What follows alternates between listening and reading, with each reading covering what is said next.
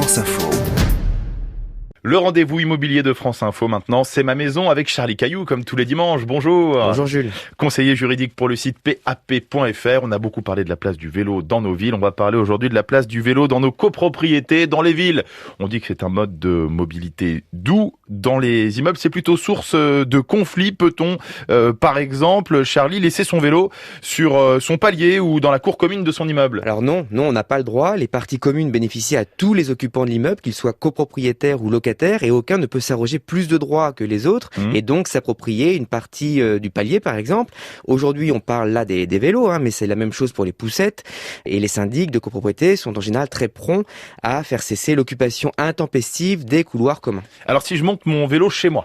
Chez vous, il n'y a pas de problème, c'est pas interdit puisque vous l'entreposez pas dans les parties communes, mais ça peut quand même créer des tensions à cause des salissures et des chocs que ça peut provoquer sur les murs. Et puis attention, le plus souvent, les règlements de copropriété vous interdisent d'entreposer votre vélo sur le balcon parce que ça gâche un peu l'aspect extérieur de l'immeuble. Alors dans ce cas, il faudra le garder à l'intérieur.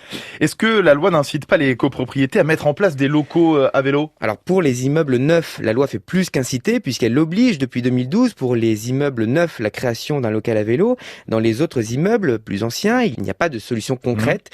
Quand l'immeuble dispose d'un parking sécurisé, le syndic a seulement l'obligation de proposer la création d'un local à vélo lors de l'assemblée générale, mais la décision ne sera approuvée que si une majorité des copropriétaires sont cyclistes. Et oui, parce qu'en général, il n'y a pas de place disponible pour le local et il va falloir sacrifier une place de parking, donc éventuellement en racheter une à l'un des copropriétaires. Or, comme il y a de moins en moins de places de parking dans la rue, les places de parking en sous-sol sont très prisées et donc ça va coûter très cher à la copropriété et puis le plus souvent le local à vélo passe à l'as. C'est donc très difficile d'obtenir l'installation d'un local à vélo? Oui, c'est très difficile de faire participer toute la copropriété à l'installation d'un local à vélo, mais depuis 2019, la loi autorise les copropriétaires qui le souhaitent à aménager un local à vélo à leurs frais.